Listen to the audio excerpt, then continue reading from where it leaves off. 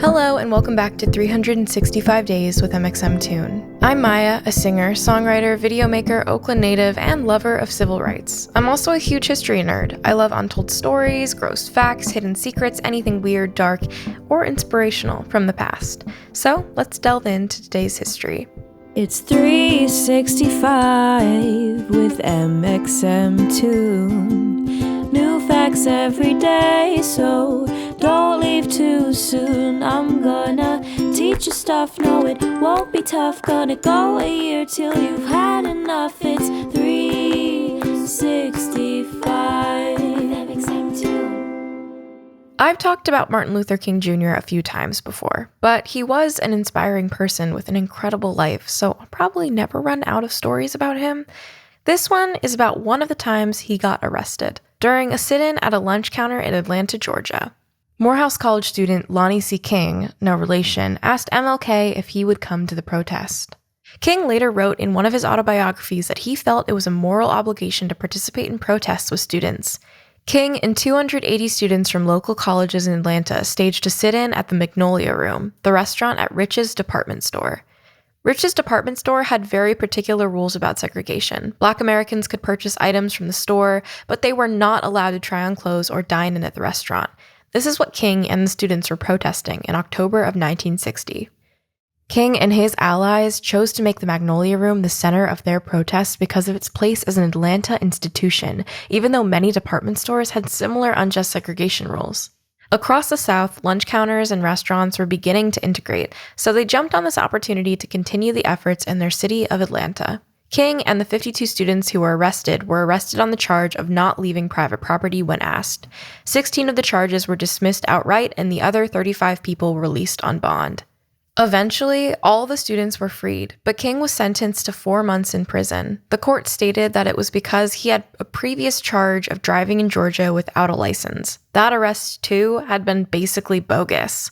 The law he was arrested breaking was technically an anti-trespass law that was enacted to curb lunch counter sit-ins. Suspicious, am I right? That's just one instance of many of how the law has been used against people fighting for racial justice.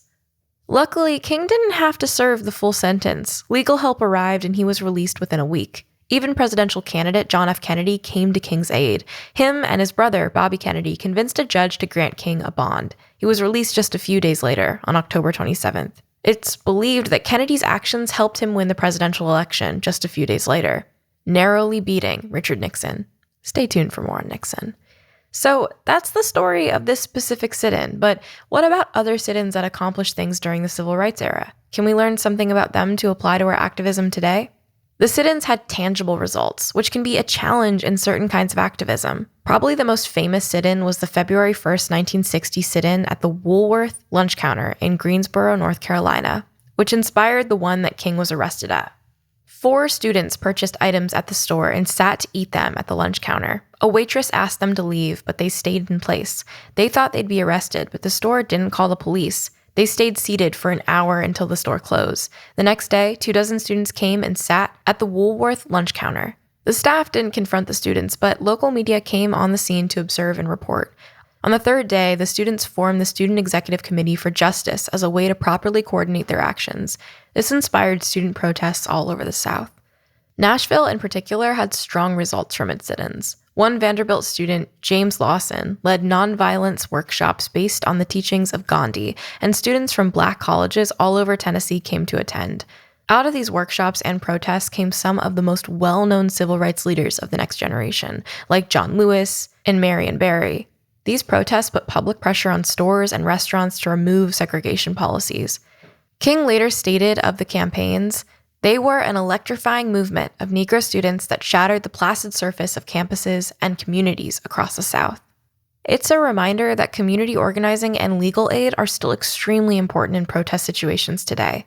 Getting arrested has a negative social connotation, but in times of civil unrest, sometimes it's the good guy who gets arrested.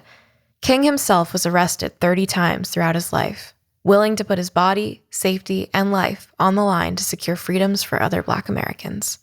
Our music fact for today is from exactly a decade later in 1970. President Richard Nixon spoke at a U.S. radio conference and made a splashy announcement. He asked radio programmers to ban any song that had a drug reference. How did he define a drug reference? Was Nixon hip to all the different slang terms for drugs at the time? Your guess is as good as mine. One song, One Toke Over the Line by Brewer and Shipley, was gaining popularity and climbing the charts when Nixon's ban curtailed its ascension. Nixon's efforts didn't have any kind of lasting effect, but I don't have to tell you that. You can hear them anytime you turn on the radio. And now for our final segment of the day, I'm going to go back into my own photo archives and see what I was up to on an October 25th in my life.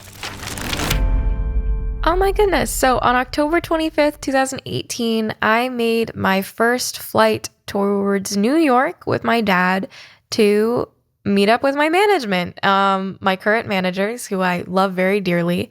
I met them in New York for the first time on October 25th, 2018. And it was a big deal because that was my first business trip. It was the first time that I flew for work, and I also paid for my dad's flight ticket. I paid for our hotel, and it was a really big thing for me because it was the first time I got to financially support going towards my dreams. And that was really cool. I remember my dad and my mom just being kind of blown away at the fact that I was able to do that. And to also go with my dad was really special because I don't get many opportunities to hang out with my parents one-on-one. And, I love them both. They're both my best friends. So having any opportunity to do that is really welcomed. And I have really fond memories of that trip as well.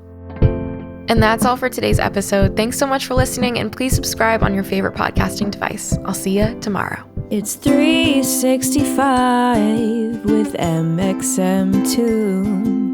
New facts every day, so don't leave too soon. I'm gonna teach you stuff, no it won't be tough. Gonna go a year till you've had enough. It's